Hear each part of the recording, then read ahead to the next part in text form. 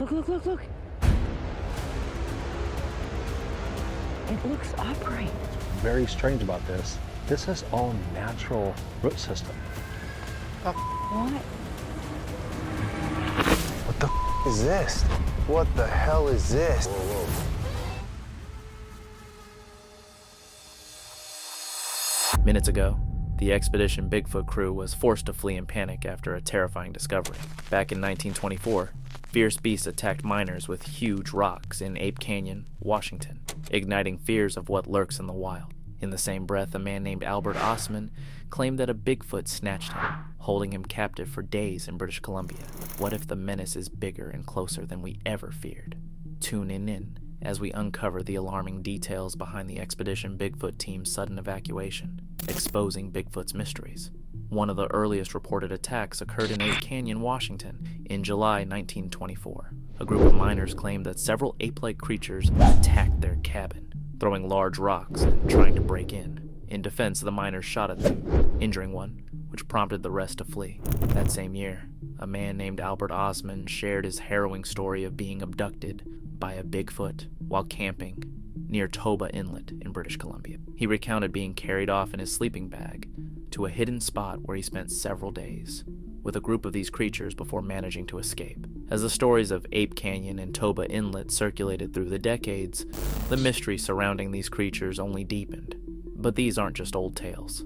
How dangerous can Bigfoot really be? People who have come face to face with this creature, including the Expedition Bigfoot team, have experienced terrifying situations that felt almost like scenes from a movie.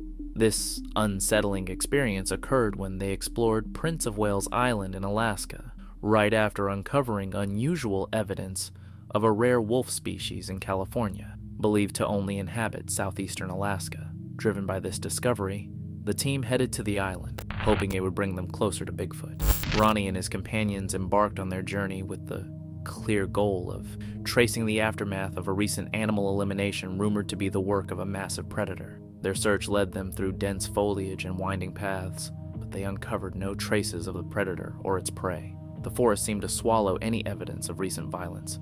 When Mireya and Bryce, a couple researching strange happenings, arrived on a small island, they began by speaking with locals to learn more about a mysterious event that had taken place a few weeks earlier. The incident was so unusual that it prompted community meetings and left the islanders feeling uneasy.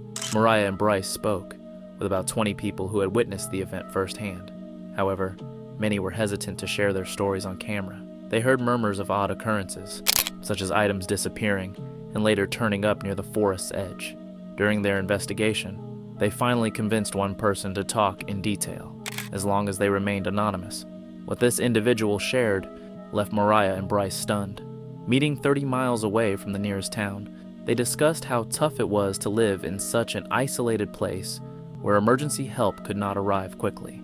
This logger shared that during their work, important tools and supplies began to vanish without explanation. There were no footprints or signs of animals nearby, and the lack of evidence was puzzling. Things escalated when strange sounds started echoing from the woods. Sounds unlike anything the loggers or locals had ever heard before. The noises resembled cries from some unknown creature. Mireya and Bryce interviewed the logger at his worksite, where the strange sounds seemed to grow closer every night, heightening everyone's fear. People on the island began to believe that something was attempting to warn them to leave. Some even packed up and left, feeling unsafe and threatened. The night brought silence and shadows that seemed to watch Mireya and Bryce. Curious, they asked if the strange occurrences could be linked to the stories of Bigfoot, given the area's history with such legends. The logger agreed, but also shared a chilling fact. People sometimes disappeared in these woods, taken by unknown beings. He insisted that these creatures were believed to live deep in the forested mountains and warned that it was too dangerous to explore those areas. Older residents in town corroborated these claims, saying that mysterious beings resided in the farthest parts of the woods. The logger concluded with a stark warning to keep their distance, a caution reminiscent of old horror stories. But this was not the worst part.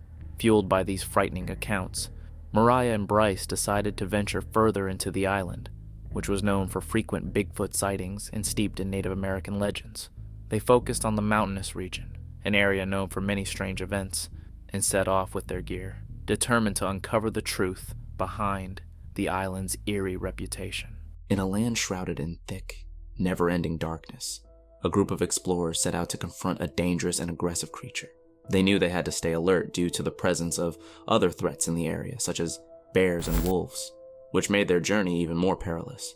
Using advanced tools, the team sent out drones that could detect different smells. The drones picked up scents that could be linked to Bigfoot, like the smell of rotting flesh and a strong, wet dog odor, along with a few other unrelated smells. With the data they collected, the team pinpointed 2 spots where Bigfoot might be hiding. They split into 2 groups. Mireya went to a lower area, while Russell climbed higher up the mountain. As night fell and a storm began, strange screams echoed through the air. Russell's team felt something large approaching. Then a terrible smell, one that locals had described before, filled the air.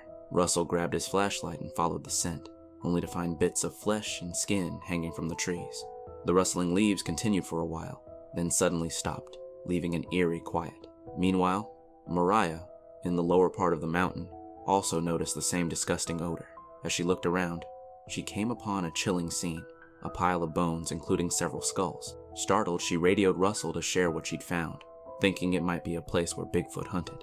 Her equipment, built to track nearby threats, then started beeping wildly, showing the creature was very close. Fear spread through the team, and they quickly called for help. But just as the stench grew stronger, it suddenly faded, and the equipment readings returned to normal. Yet the team still felt as if they were being watched. It seemed like the creature was toying with them, treating them as if they were its prey. Just then, another crew member reached Mireya's location and heard more frightening screams coming from a nearby stream. These screams sounded like a mix between a distressed animal and a human, amplifying their fear. But this wasn't the worst part. Russell remembered stories about this very area, a spot where others had been too scared to stay because of the terrifying beings that roamed the woods. Despite knowing the risks, the team kept pushing deeper into the forest, feeling a mix of determination and dread. Every step seemed to draw them further into what felt like the creature's territory, a place that other explorers had fled from in terror, deeper in the woods. The team felt watched by the whispering trees, keeping track of Alaska's lethal beasts. Mireya, pushing past her fear, suggested they move toward the lake where the cries seemed to emanate. Meanwhile, Russell returned to the spot where he had discovered the hanging skin, only to find it gone. The team was perplexed and on edge, their senses tingling as they felt the creature drawing closer. The haunting cries echoed around them, making the reality of their situation clear. They weren't just passing through. They were intruders in a realm ruled by something much older and scarier than they could imagine. In the branches above them, there was no sign of the strange object they had seen before. It had vanished completely. The team gathered around the camera operator, examining the pictures he had managed to snap. They estimated that the object had been hanging about 20 feet above the ground, but the idea that a bear could climb up without breaking any branches didn't make sense. They quickly realized that only an animal adept at moving through trees could have retrieved it without leaving any trace behind. Russell, the team leader, acknowledged that they had been outsmarted by whatever had taken the object, which seemed to be a piece of meat. The creature must have returned quietly while they were searching for it, slipping through the darkness like a shadow and evading their flashlights. Russell theorized that the creature was not only reacting but also planning ahead, deliberately distracting them to reclaim what it had left behind. "We're definitely missing something here," he said, clearly impressed by the intelligence of whatever they were up against. The next morning they felt uneasy, as if they were being watched, so they brought in Zach and an armed guard for extra safety. Because it had rained recently, the wet ground might help them find tracks. They spread out, searching the area thoroughly, hoping to discover a footprint or any other signs of the creature. But their excitement turned to frustration as they encountered plenty of bear tracks, yet nothing indicating the presence of the mysterious animal. Zach explained the reason behind the bear tracks. The bears were likely drawn to the fresh new plants that had sprouted after the rain.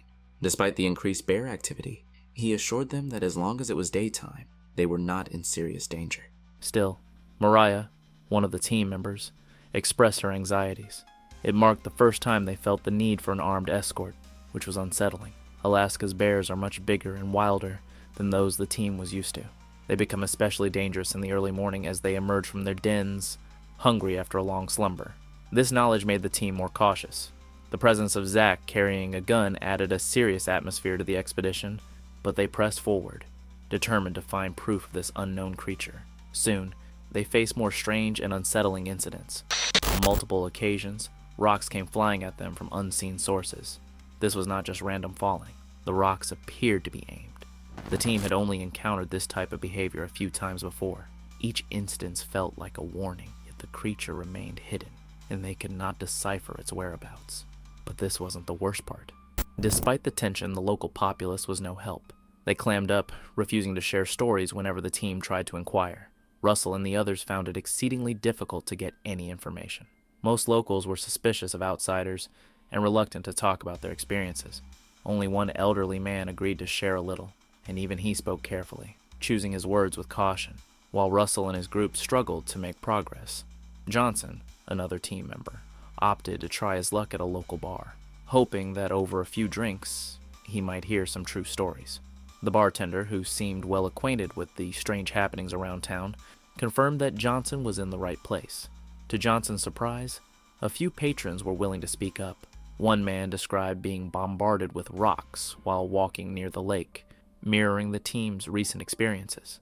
Another young man claimed he had actually caught one of these rocks in midair, proving they were not simply falling from trees. An older man, clearly uneasy, warned Johnson that this creature wouldn't hesitate to use rocks against anyone who intruded on its territory.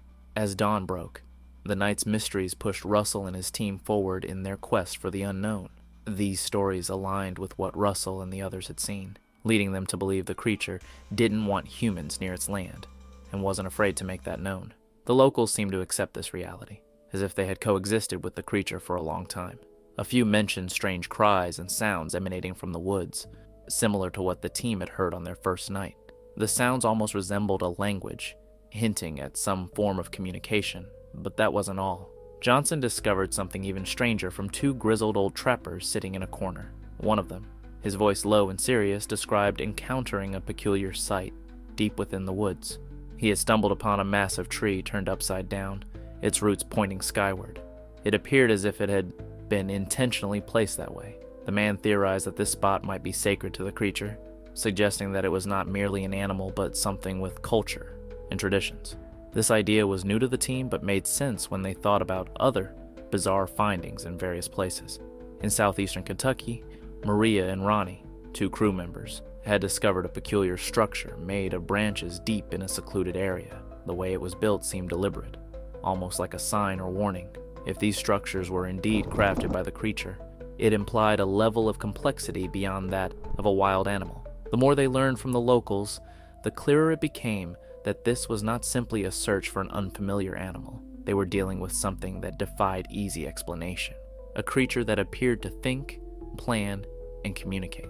It was no longer just about documenting a strange animal. It had become about understanding a mystery that could change their perception of the natural world. Their expedition had begun as a straightforward search, but it had evolved into a journey filled with uncertainty and danger. Each new clue complicated the creature's behavior. It felt like every step brought them closer to uncovering something truly remarkable. Yet each discovery reminded them of the risks they faced. The rocks, the locals' warnings, and the creature's actions all made one thing clear. They were not merely searching for a legend. They were entering a world that was concealed, guarded by a creature unwilling to be found. Every team member felt the weight of this realization. They were venturing deeper into unknown territory, a land where legends seemed real and shadows concealed more than just animals. They were confronting something that would not easily reveal itself. If they wanted to understand it, they would need to view the wild in an entirely new way. Their story was not finished yet. As the days passed, they sensed they were drawing closer to uncovering something that could alter everything. But turning back now meant leaving one of nature's greatest secrets unresolved. With each day, they learned a little more. However, with every new revelation, they were reminded that this wilderness was not theirs to explore freely. It belonged to the creature that existed there long before humans set foot in those woods. As twilight spread its fingers across the sky, the forest concealed secrets as the team stepped into legend, the mysterious depths of Prince of Wales Island.